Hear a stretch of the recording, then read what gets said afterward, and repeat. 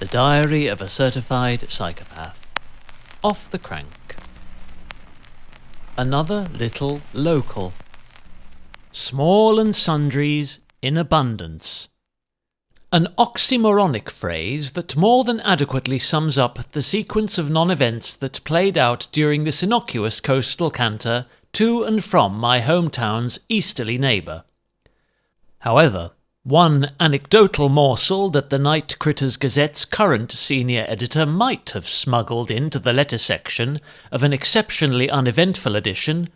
was an aborted drag race down Harbour Way, when one feisty e-scooterist, piloting what can only be described as a wheeled hoverboard with handlebars that blatantly exceeded our country's stringent speed limits for unlicensed motor-aided transport, surged past my right shoulder before being forced to brake abruptly, when a mischievous mountain biker, bound in the opposite direction and quelling boredom between reckless curb hops, yelled out that the former Marty McFly impersonator had dropped their keys.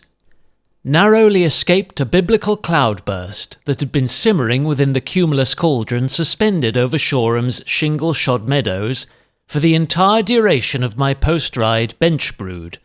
which was further compromised by the bone-chilling crescendos of a blustery prelude from the invisible mouth of screaming Lord South, who'd evidently been receiving vocal coaching from his polar antithesis. And at the following crack of a late summer's dawn, ever smaller and slightly more sundrier happenings, occurring in even greater volume,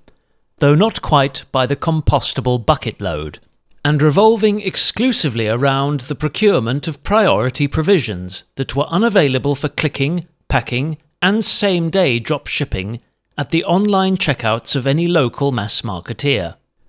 Items listed on the post-it note of this parentally subcontracted spin and select did not include sun-dried tomatoes, since, quite apart from there not being enough of the forecast sunny spells beneath which to shrivel up any homegrown piccolos I might have had the guts to plunder from the front gardens of our more eco-conscious neighbours,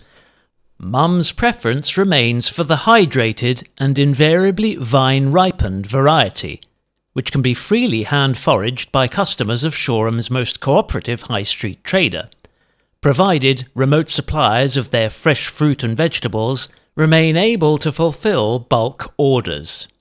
Today, the rack-mounted baskets at my chosen branch were piled high with punnets of a sweet and succulent strain. "Got any sun-bleached almonds?" I heard one shopper question a bemused staff member, in the kind of self-affirming tone that suggested he already knew the answer would be no. I guessed that this voice belonged to a strictly Paleolithic protein addict, whose pathologically primeval diet insists that they'll perish from phytic acid poisoning, unless the referenced nuts are obtained in a raw, wholly untreated state and left to steep for at least 109 hours in distilled water, and under non-patchy sunshine.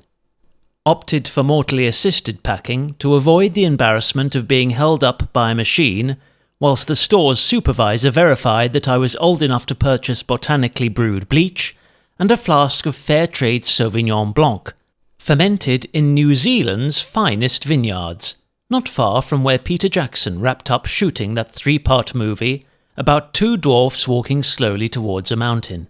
and not once thinking to ask their wizard friend if they could borrow his steed, which for trivial reference and the sake of galloping desperately back on topic, can attain a maximum velocity faster than the strongest gusts from any gale-force storms that have hammered both Middle-earth and Little Britain since the dawn of time.